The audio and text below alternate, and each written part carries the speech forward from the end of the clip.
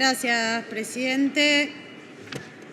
Bueno, visto que parece que la Cámara de Diputados se ha convertido en un tribunal de análisis constitucional, creo que esa actitud demuestra lo, como mínimo, flojo de papeles que está este esquema de votación que se está queriendo llevar adelante en el marco de esta ley ómnibus.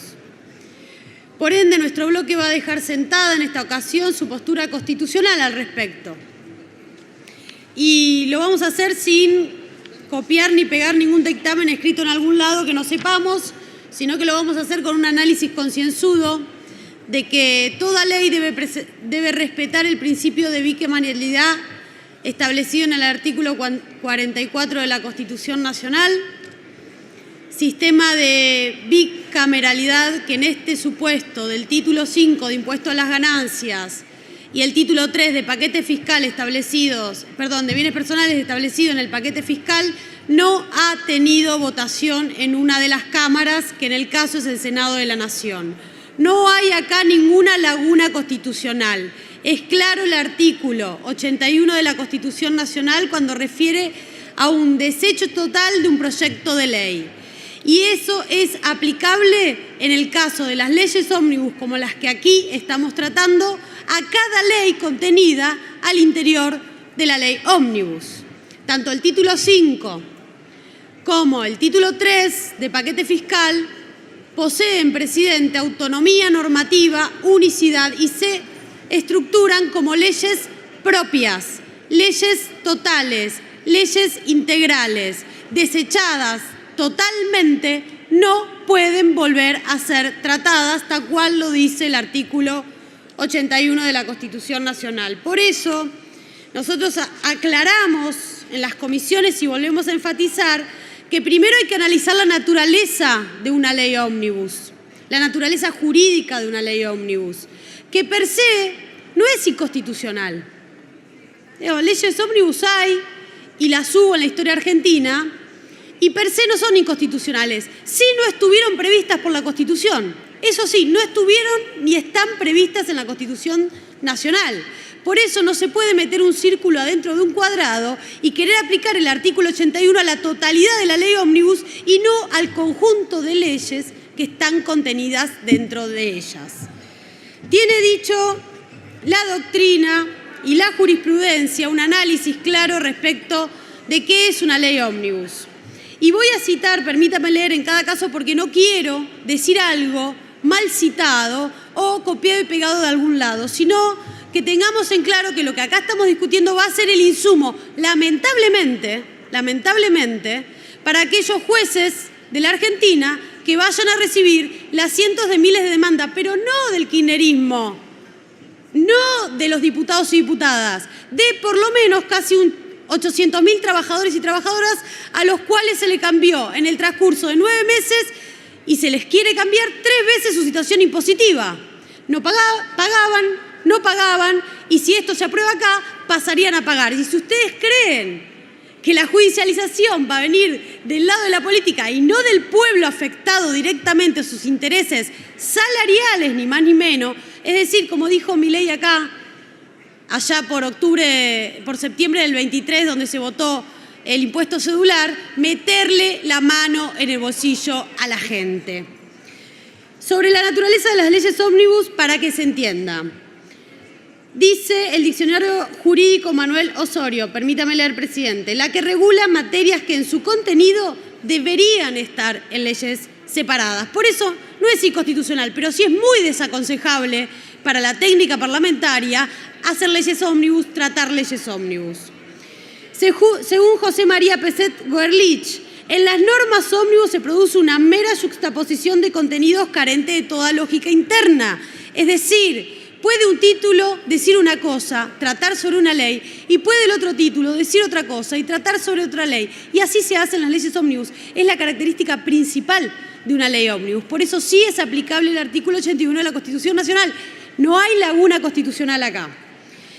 Jiménez Sánchez, de las leyes de acompañamiento y del problema de las leyes ómnibus, dice que las leyes ómnibus posibilitan la inclusión de materias varias, sin dar lugar, y fíjense por qué se hacen las leyes ómnibus, que casi siempre son enviadas por poderes ejecutivos.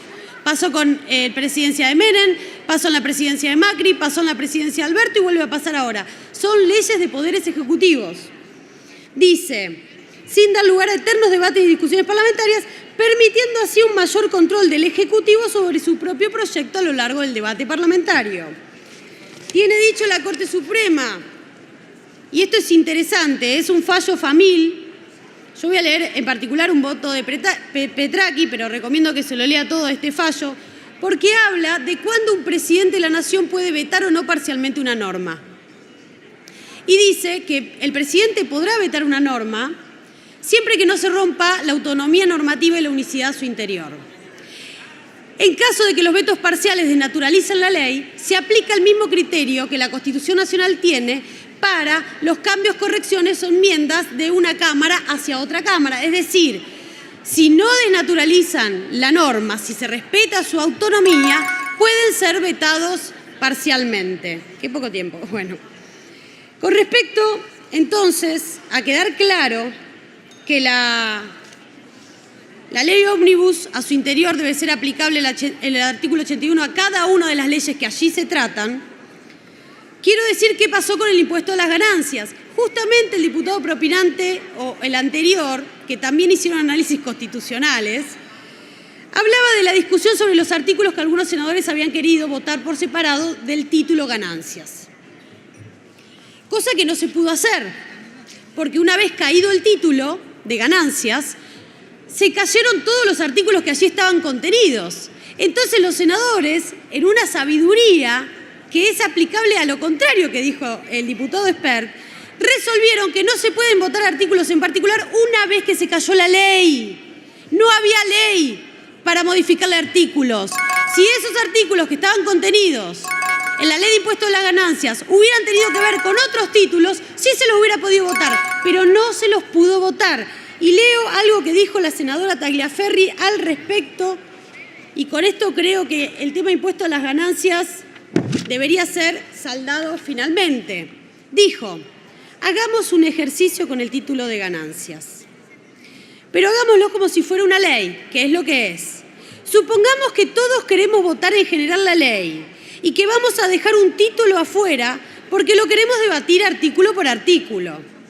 Vamos a la votación de la ley en general y sale rechazada la ley en general. ¿Tiene sentido votar en particular el título de una ley que no tiene cuerpo normativo? Cuando lo llevas a algo más grande se entiende. Si la ley hubiese salido rechazada, por más que se hubiese separado la votación de un título, ¿de qué ley hubiera enganchado? El título 5 del paquete fiscal era, porque ya no existe más, porque fue desechado totalmente por el Senado de la Nación, era una única norma, a la cual es aplicable el rechazo del artículo 81 de la Constitución Nacional. Sin ir más lejos, presidente, de las 12 modificaciones sustantivas que tuvo el impuesto a las ganancias desde que se creó la cuarta categoría en 1973, 8 fueron introducidas en el Congreso de la Nación mediante leyes autónomas, no en paquetes de leyes ni acompañadas de otras leyes. No voy a enumerar todos los años en donde eso pasó, pero información parlamentaria lo puede ilustrar y si no luego lo voy a insertar, presidente, a los fines de que quede bien clara la postura constitucional de nuestra parte. Por otra parte, presidente, quiero decir que lo que nosotros estamos aclarando acá no es un invento nuestro. Ayer, el diputado de Loredo, en el canal América 24, dijo textual, ya termino, presidente, disculpe, tiene razón, ya termino. Dijo textualmente, de Loredo, en ese marco también hay impericia parlamentaria, porque ¿cómo no vas a lograr que ganancias la apruebe la Cámara que nuclea y representa a las provincias si es un impuesto coparticipable? Y esto es clave, porque acá se trata de una cuestión constitucional, pero política. Se le dice a los gobernadores que van a llegar los recursos del impuesto a las ganancias, sin entender que se le está diciendo a los trabajadores y trabajadoras argentinas que van a hacer ellos, lo van a tener que pagar el RIGI, por ejemplo. Lo que no va a ingresar por RIGI se lo van a dar con impuesto a las ganancias. Y sigue diciendo el diputado de Loredo. tenemos que salvar las papas nosotros en diputados. Y esto puede traer problemas de judicialización. Eso es cierto. Porque vos tenés en Argentina un régimen de control de constitucionalidad difuso y porque tenés en la Argentina un régimen de bicameralidad que tiene que respetar el equilibrio entre la democracia y el federalismo, cosa que no está sucediendo en este marco parlamentario. No hay dudas, presidente. Ganancia y bienes personales fueron desechados totalmente por la Cámara de Senadores y no existen en el marco de este tratamiento parlamentario. Gracias.